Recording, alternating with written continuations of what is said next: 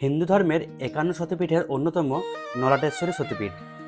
এখানে দেবী সতীর শরীরের একটি অতি পবিত্র অংশ পড়েছিল। বীরভূম জেলার নলহাটি শহরে অবস্থিত এই সতীপীঠ তারাপীঠের এতটাই কাছে, তবুও অনেকের কাছেই আজও অচেনা, অজানা। দূর দূরান্ত থেকে তারাপীঠে মায়ের দর্শন করতে এলেও এই সতীপীঠের দর্শন তোমরা অনেকেই করো না। কিন্তু অবাক করার বিষয় হলো, বীরভূমের এই সতীপীঠে যাতায়াতের ব্যবস্থা অন্যান্য অনেক সতীপীঠের থেকে সহজ এবং সুবিধাজনক। নমস্কার বন্ধুরা, আরও একটা নতুন সতীপীঠের ব্লগে তোমাদের স্বাগত জানাই। আমি এখন দাঁড়িয়ে আছি নলহাটি স্টেশনে, আর এখান থেকে তোমাদের যেতে হবে 51টা যে সতীপীঠ আছে হিন্দু ধর্মের, তার মধ্যে অন্যতম নলাটেশ্বরী মন্দিরে। তোমরা তো জানোই, আমি আমার এলাকার আশেপাশের দর্শনীয় জায়গাগুলো বেশিরভাগ সময়ই বাইক নিয়ে ঘুরে দেখি। আজও তার ব্যতিক্রম নয়। আমার বাড়ি থেকে নলাটেশ্বরী মন্দিরের দূরত্ব প্রায় 25 কিলোমিটার। বাইক নিয়ে পৌঁছাতে সময় লেগেছিল প্রায় 35 থেকে 40 মিনিটের মতো। তবে তোমরা যারা ট্রেনে আসবে তাদের নামতে হবে নলহাটি স্টেশনে। তোমরা যদি ট্রেনে আসো তাহলে নলহাটি স্টেশনের বাইরে থেকে একটা টোটো করতে হবে। টোটো ভাড়া 10 টাকা নেবে, আর সেখান থেকে যেতে সময় লাগবে মন্দিরে ওই 10 মিনিটের মতো। তাছাড়াও বাসেও খুব সহজেই পৌঁছে যাওয়া যায়। প্রায় সব জায়গা থেকেই নলহাটির জন্য বাস পাওয়া যায়। বাস স্ট্যান্ড থেকেও সেই টোটো করেই তোমাদের যেতে হবে মন্দিরে। ভাড়া ওই 10 থেকে 20 টাকার মধ্যে ধরে রাখো। তোমরা অনেকেই তারাপীঠে ঘুরতে আসো, কিন্তু তারাপীঠের খুব কাছে এই সতীপীঠ না ঘুরেই চলে যাও। তারাপীঠ থেকে তোমরা রামপুরহাট স্টেশন হয়ে এই মন্দিরে আসতে পারো, অথবা তারাপীঠ থেকে ডাইরেক্ট গাড়ি ভাড়া করেও এই নলহাটিতে আসতে পারো। রামপুরহাট থেকে বাস অ্যাভেলেবেল পাওয়া যায়, আবার ট্রেনও আছে অনেক। মন্দিরে পৌঁছালাম তখন ঘড়িতে দুপুর 1:30টা বেজে গেছে। তাই অন্নভোগ খাওয়ার আর কোনো সুযোগ রইল না, কারণ ভোগ খেতে হলে সকাল 10টার মধ্যেই নাম নথিভুক্ত করতে হয়। তো তোমরা যদি এখানে আসো অবশ্যই এই ব্যাপারটা মাথায় রাখবে। মন্দির প্রতিদিন সকাল 5টা থেকে রাত্রি 8টা পর্যন্ত খোলা থাকে।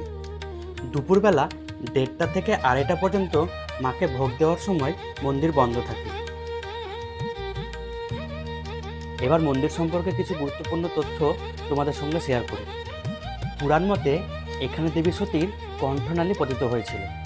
সংস্কৃত নলক শব্দ থেকে নলাটেশ্বরী নামের উৎপত্তি, যার অর্থ লম্বা অস্থি বা কণ্ঠের অংশ। কথিত আছে স্বপ্নাদেশ পেয়ে কামদেব এই কণ্ঠনালী উদ্ধার করেন এবং ব্রাহ্মণী নদীর তীরে প্রতিষ্ঠা করেন মা নলাটেশ্বরীকে। একসময় এই স্থান ছিল ঘন জঙ্গলে ঘেরা, যেখানে সাধনা করতেন তান্ত্রিক ও সন্ন্যাসীরা। কিন্তু বর্তমানে এই মন্দিরকে ঘিরেই গড়ে উঠেছে নলহাটি শহর। এখানে দেবী শেফালিকা নামে পূজিত হন, আবার দেবীর দ্বাররক্ষক মহাদেব যোগেশ নামে পূজিত হন। সবচেয়ে আশ্চর্যের বিষয় হলো, এই মন্দিরে আজও দেবীর সেই পবিত্র কণ্ঠনালী প্রস্তরীভূত অবস্থায় রক্ষিত আছে এবং প্রতিদিন মঙ্গল আরতির আগে ভক্তদের জন্য উন্মুক্ত করা হয়। মায়ের মন্দিরের পাশেই রয়েছে একটা গণেশ মন্দির এবং তার সামনেই রয়েছে পঞ্চমুণ্ডের আসন, যেখানে বিভিন্ন সময়ে একাধিক তান্ত্রিক সাধনা করে গেছেন। আরও একটি অলৌকিক ঘটনা, এখানে দেবীর অঙ্গশিলার সঙ্গে পাওয়া গেছিল ভগবান বিষ্ণুর চরণ চিহ্নিত একটি শিলা। তাই এই সতীপীঠে প্রথমে ভগবান বিষ্ণুকে প্রণাম করে তারপর দেবী ও ভৈরবের পূজা করা হয়, যা অন্য সতীপীঠে খুব একটা দেখা যায় না। বর্তমানে এই মন্দিরটি প্রায় 250 বছর আগে নাটোরের রানী ভবানী নির্মাণ করিয়েছিলেন। তাহলে বন্ধুরা, এই ছিল আজকের নলাটেশ্বরী সতীপীঠ ব্লগ।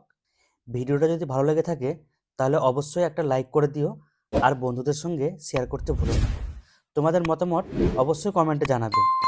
আর যদি এই ধরনের ভ্রমণ আর তীর্থস্থান সম্পর্কিত ভিডিও দেখতে ভালো লাগে তাহলে আমার চ্যানেলটা সাবস্ক্রাইব করে পাশে থেকো। আমি আবার খুব শীঘ্রই ফিরে আসবো নতুন কোনো জায়গার নতুন অভিজ্ঞতা নিয়ে।